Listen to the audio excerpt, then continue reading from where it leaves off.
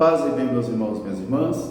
Estamos na quarta-feira, dia 1º de outubro, o mês missionário aí no Brasil.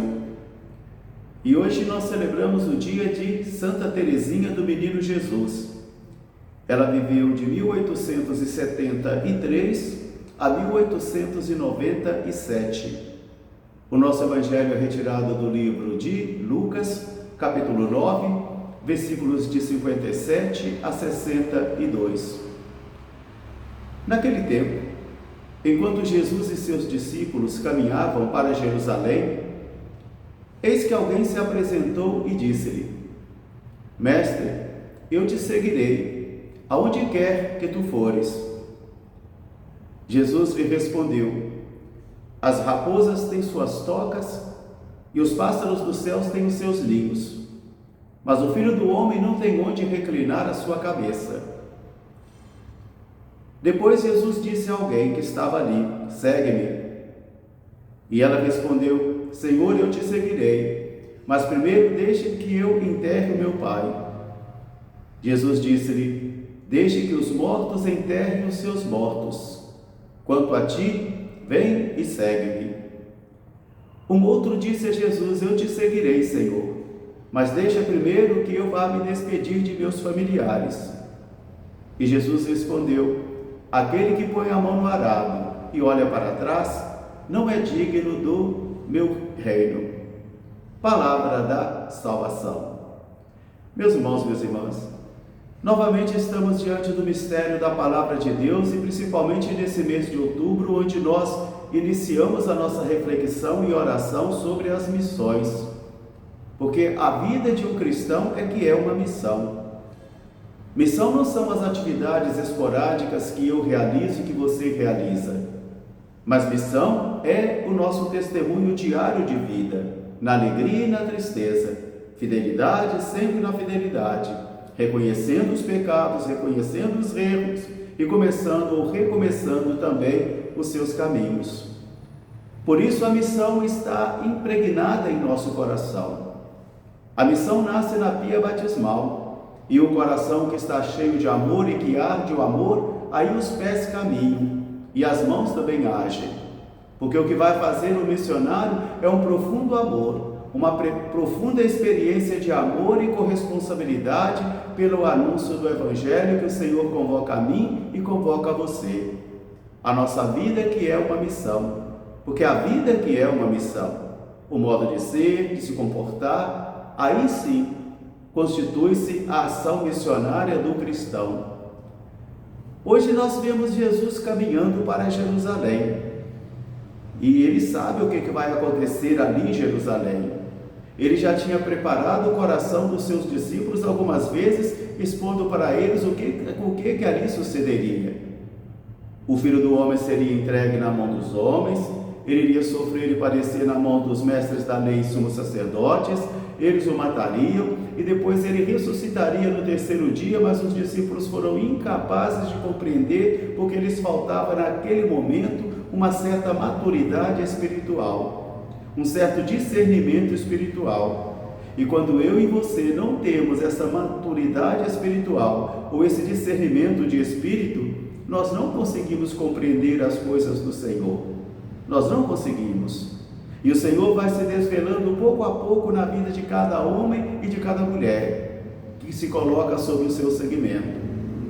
E é justamente neste caminhar de Jesus com seus discípulos que alguém vai se aproximar de Jesus e dizer: Senhor, eu te seguirei, mas deixa primeiro enterrar o meu pai.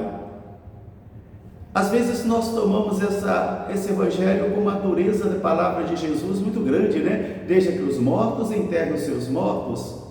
Eu acredito que aqui não seja a morte biológica, mas seja a morte espiritual. Aquela mesma morte que padecia o filho pródigo do evangelho. Este meu filho estava morto e agora vive, ele estava perdido e foi encontrado. Quer dizer, o pai, a mãe, os irmãos que não experimentaram esse encontro pessoal com o Senhor podem levar uma vida espiritualmente de mortos, sem valores cristãos, sem ter força espiritual, sem ter força de convicção. Então, aí Jesus vai dizer àquele rapaz: Deixa que os mortos enterrem os seus mortos. Porque muitas e muitas vezes o segmento vai levar a mim e a você a realizarmos rupturas. Rupturas com o estilo de vida, rupturas com o estilo de família, rupturas. Ruptura não significa deixar de amar, deixar de zelar, deixar de cuidar, não. Ruptura aqui significa não ter mais os mesmos pensamentos, os mesmos comportamentos. Isso vai causar ruptura. Quer dizer, então, deixa que os mortos enterrem os seus mortos. Deixa que aqueles que não encontraram o brilho do Evangelho, a força do Evangelho, enterrem aqueles que não encontraram. Quanto a ti, vem e segue-me. Vem e segue-me. Nesse primeiro momento, é uma pessoa que se oferece também a Jesus. Ele se oferece. Eu te seguirei aonde queres que tu fores. Mas primeiro, deixa-me enterrar o meu Pai. Jesus coloca que a relação familiar não pode ser um impedimento para o discípulo seguir ao Senhor. Não pode ser um impedimento. E Jesus também vai dizer para ele, eu não sei se as intenções do coração dele eram retas ou não, Jesus vai dizer, as raposas têm suas tocas, os pássaros dos céus têm os seus ninhos, mas o Filho do Homem não tem onde reclinar a sua cabeça. Eu não sei se aquela pessoa estava em busca de segurança, se estava em busca de dinheiro, se estava em busca de poder. A única coisa que Jesus vai dizer é isso: as raposas têm suas tocas e os pássaros do céu têm os seus ninhos, mas o Filho do Homem não tem onde reclinar a cabeça. Então não venha atrás de mim para buscar essas coisas, porque você vai se decepcionar. Depois, Jesus vai dizer a outro, segue-me. Ele disse, eu te seguirei, Senhor, te seguirei sim, mas deixa primeiro enterrar o meu Pai. Novamente Jesus coloca aqui esse desafio grande da ruptura, e essa ruptura não é tranquila, é uma ruptura difícil. Uma ruptura difícil, num primeiro momento foi a pessoa que se cadastrou, a pessoa que se apresentou, ela se autovocacionou. Agora nesse segundo momento é Jesus que chama alguém e que coloca um obstáculo, porque todos nós colocamos obstáculos diante da missão de Jesus.